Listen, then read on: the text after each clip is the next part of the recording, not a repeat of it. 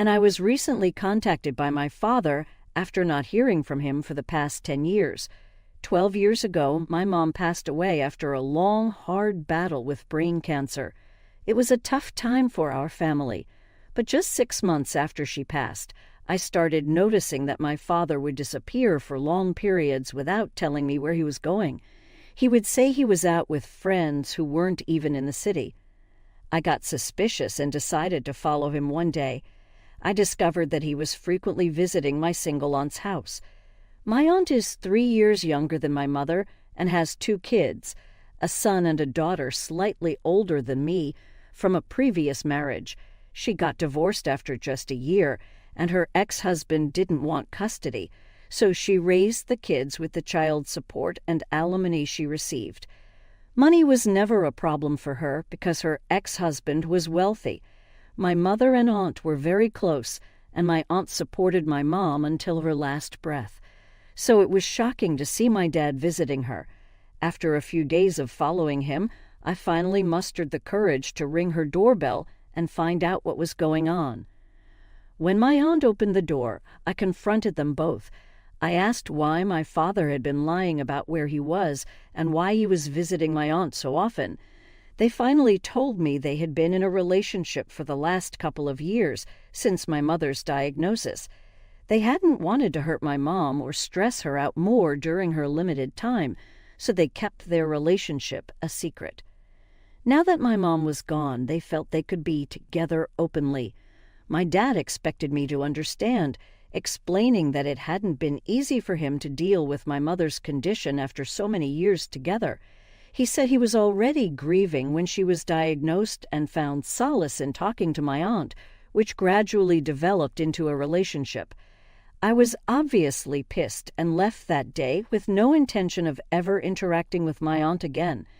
They tried to stop me and talk to me, but I just left, telling them they disgusted me and that both of them had betrayed my mother in the worst possible way. I'm not proud of it, but I cursed at both of them before finally going back home. When my dad came home later that evening, he told me my behavior at my aunt's house was unacceptable and that he wasn't okay with me stalking him for the past few days. He expected me to apologize, but I refused. I told him he could continue playing happy family with my aunt because I was moving out and going back to college. I had taken a break from college to be with my father during this tough time, but when I realized he had already found someone, I was so disgusted I didn't want to stay. After I went back to college, my dad sent me an email saying he was selling the house I grew up in and moving in with my aunt. He hoped I would accept that he was trying to move on and be happy, but since I hadn't and hadn't reached out to apologize, he thought we shouldn't interact for a while. He said my aunt and cousins didn't want me to visit them, and he agreed with them, so I was banned from their house. It was unlikely we would see each other anytime soon. That email broke my heart, but it is what it is, and I didn't bother replying to him. My parents and grandparents had set aside a college fund for me, which I got access to when I turned 18, so I didn't have to worry about my expenses. Once I graduated, I started working immediately because I didn't want to rely on my grandparents for money anymore. I was just 20 years old and hoped my father would eventually come to his senses and leave my aunt so we could sort things out. But that never happened. When they went public with their relationship, everyone in my mother's family cut them off, even my grandparents. For the past 10 years, I had no contact with either of them and didn't know what they were up to. I heard they might have moved away, but I was too busy to follow up. Even though I missed my father, I never tried to get in touch with him. About a week ago, I received a call from my father after 10 years of no contact. At first, I didn't recognize the number, so I let it ring. When he called again, I answered, and hearing his voice left me numb.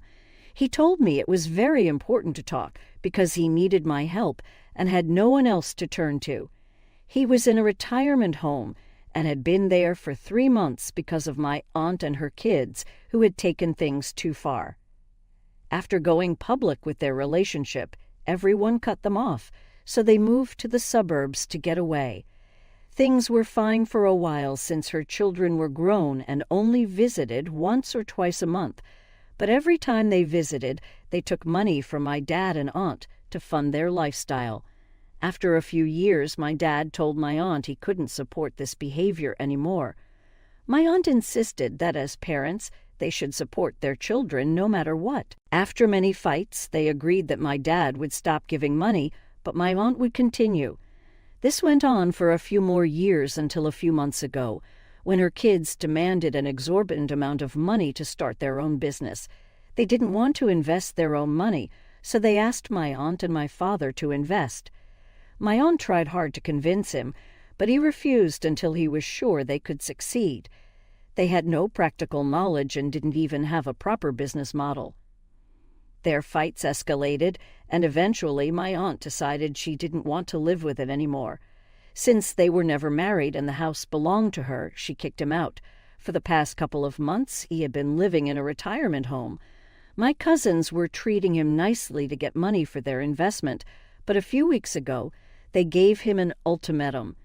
He had 1 month to decide whether to help with the money, or they would stop paying for his stay, leaving him to find somewhere else to live. Everyone assumed he had a lot of money and was comfortable, but his company had struggled during the pandemic, and he wasn't as wealthy as they thought. There was no way he could come up with the money they were asking for, even if he wanted to. Now he was in a difficult position, losing on both sides, and he didn't know what to do. He called me for help because he thought I was doing well and might buy him something or let him stay with me for a few months. He needed time to figure out a way out of his mess. Even though he said he wouldn't invest in their business, he was sure my cousins would ask him to pay back the amount they had spent on his stay. It was a whole mess, and just hearing about it made me sick. I couldn't believe people could stoop so low. I told my father I needed time to think about it, but honestly, I don't think I can help him. Yes, I'm doing well, but we haven't been in touch for the past 10 years. I don't want to go out of my way to help someone who never bothered to look out for me when it was his turn. So, after telling him I'd think about it, I blocked his number a few days later. I'm already swamped at work and don't need this added stress. Besides, I have my own life to manage and need to save for my future. My boyfriend and I have been together since college, and we're planning to get married in a couple of years.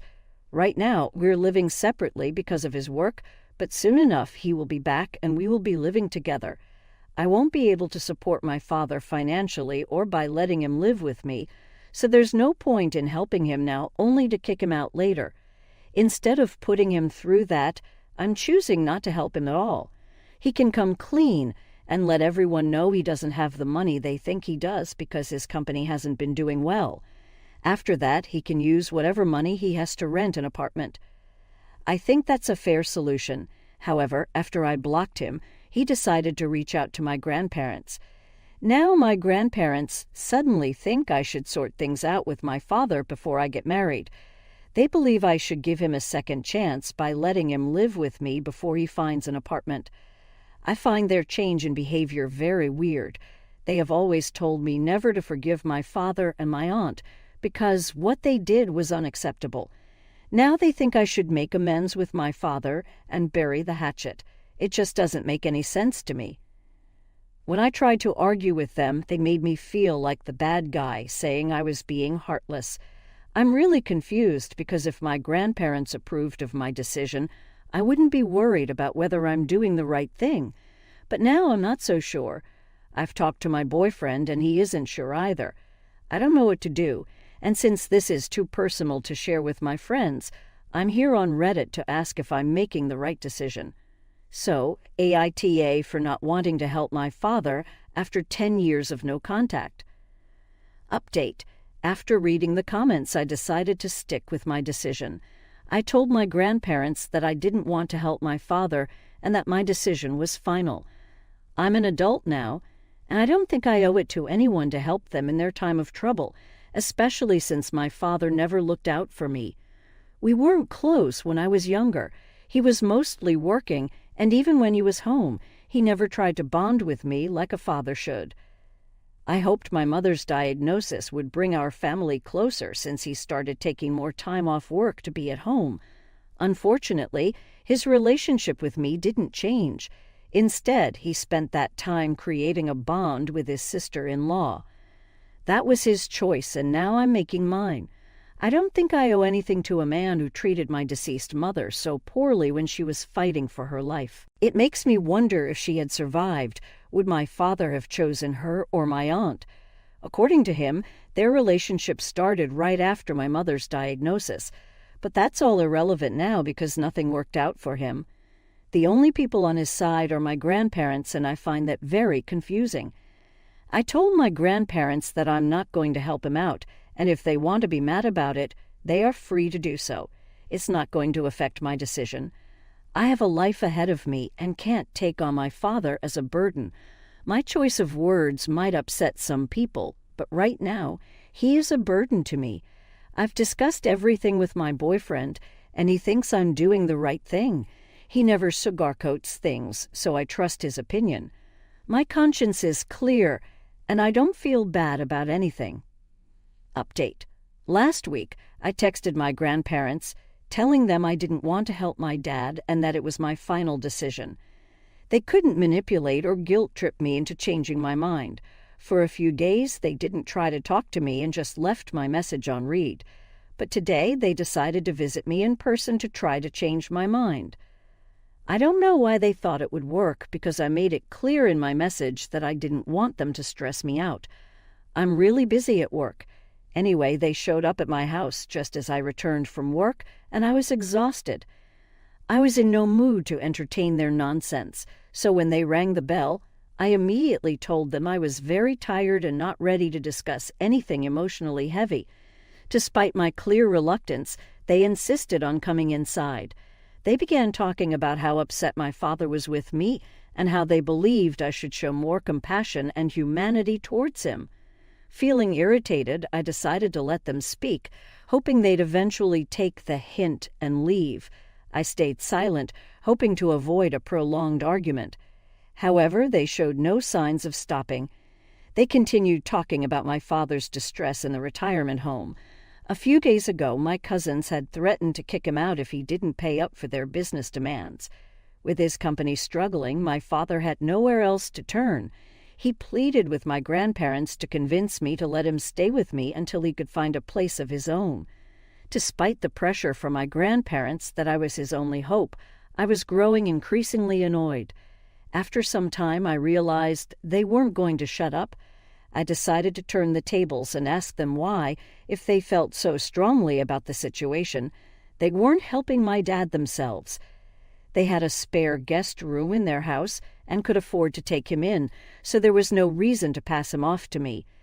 They had expressed sympathy for him, but I didn't share their sentiment. The problem they described seemed more like an excuse for him not taking charge of his own life. If he could afford an apartment, he should leave the retirement home and find one. There was no need for him to play the victim when he had the means to turn things around, despite his struggling company.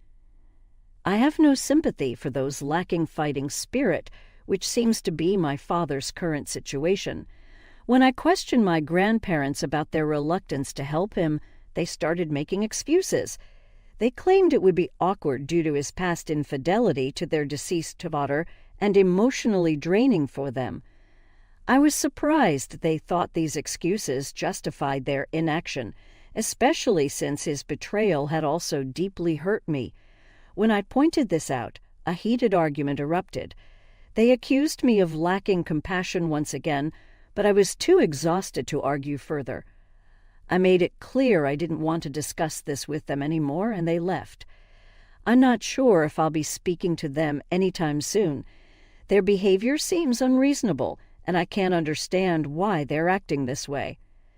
I've made my decision clear to them, and hopefully they won't try to change my mind again. I last spoke to my father 2 months ago, and even my grandparents stopped talking to me. I was feeling pretty lonely since my boyfriend wasn't around much, only visiting once or twice every couple of weeks. But a few days ago, he moved back here, finishing his project. Now we're officially engaged and ready to start preparing for the wedding, which is happening at the beginning of next year. We have just 7 or 8 months to go. We announced our engagement on social media yesterday, with a picture of my ring and some photos of us hugging. My grandparents aren't on social media, but I'm sure someone told them about it. Since there was a party, they must have found out, but they didn't even congratulate me. My fiancé threw an engagement party last night. He took me out for a drive in the evening, and I guessed he was going to propose, though I wasn't exactly sure what to expect.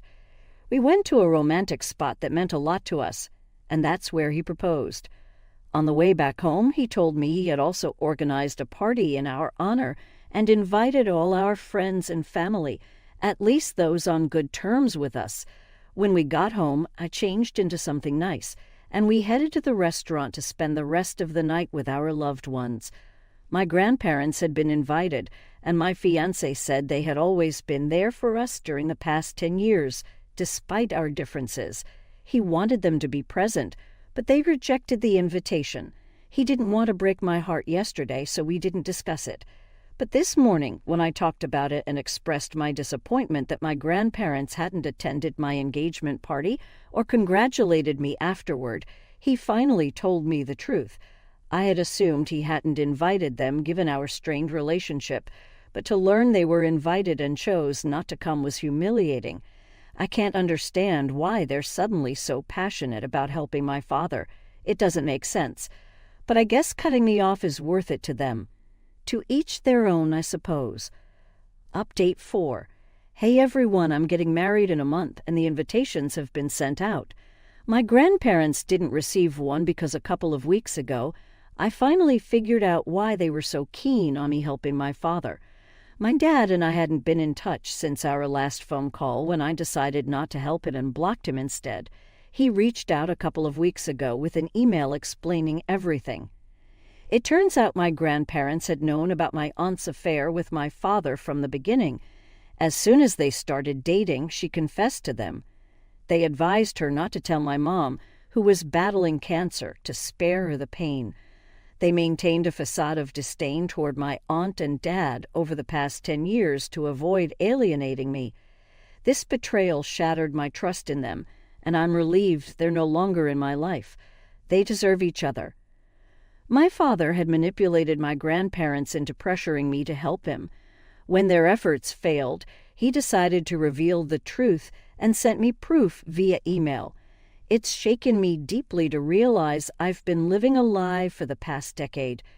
Coping with this isn't easy, but focusing on the upcoming wedding helps distract me. After that, my fiancé and I are looking forward to our honeymoon, which I hope will help me move on for good. I'm incredibly grateful to have such a supportive partner by my